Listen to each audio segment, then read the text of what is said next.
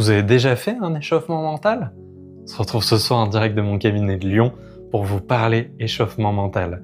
C'est un élément qui est très peu utilisé et que moi j'aime beaucoup faire sur les interventions collectives ou même en individuel quand je vais sur le terrain. Ça met dans de très bonnes conditions. Je vous explique comment on fait. C'est très facile. L'idée, c'est de se préparer mentalement, d'où la préparation mentale tient son nom parce qu'on va se mettre en condition pour que ça fonctionne bien avant le moment qui est important pour nous. Si on a un entraînement, si on a un match, si on va faire une séance peut-être de musculation, de renforcement musculaire, on va fermer les yeux quelques instants. Si on a quelque chose avec nous en matériel qu'on utilise dans notre sport, une raquette si on fait du tennis de table, du tennis ou du badminton, ou alors une planche si on est en surf par exemple, ou bien alors un club de golf si on fait du golf, ou tout autre outil qu'on peut utiliser, un ballon par exemple en basket, en hand, un ballon de foot aussi qu'on va mettre au pied si jamais. Ça peut se décliner pour tous les sports à ce niveau-là, des gants de boxe, voilà, vous pouvez utiliser votre propre matériel. Et l'idée c'est de fermer les yeux. Et puis de se positionner sur « Ok, comment je me sens ?» Je ressens dans mon corps ce que je vais utiliser pour faire mon sport en question.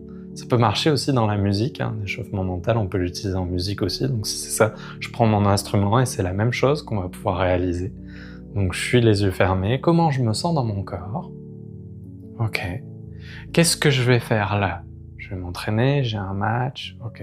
Imaginons que j'ai un entraînement. Pour mon entraînement, je vais être très performant, je vais être efficace, je vais être prêt du mieux que je peux pour bien faire les choses. Qu'est-ce qu'il me faut? Il me faut du sérieux, il me faut de la concentration, il me faut beaucoup d'énergie dans le corps. Il me faut l'idée d'être performant, donc bien ajuster mes idées en termes de coordination, de cohérence, par rapport à de la tactique, par rapport à de la technique. Il faut que mes sensations, elles soient là. Ok. Je me concentre sur mes sensations. J'imagine que j'ouvre mes sensations. C'est-à-dire qu'au niveau de la main, si je vais utiliser mes mains pour faire mon sport, qu'au niveau de mes pieds, si je vais utiliser mes pieds, ou aux différents endroits où je vais être en mouvement, je vais être en action, je me prépare, je me projette, je m'installe. J'ouvre mes capteurs, mes idées, mes sens. Puis je prends le temps qu'il faut.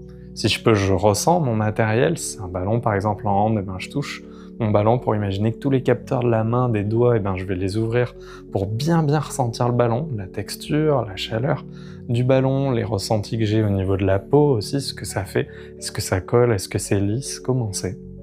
Et puis une fois que j'ai fait ça, je vais me dire juste 3 mots que j'ai envie de mettre en place pendant mon entraînement. Peut-être que ça va être sourire, calme et plaisir. Et puis après, je réouvre les yeux. Si j'ai besoin, je fais un échauffement physique.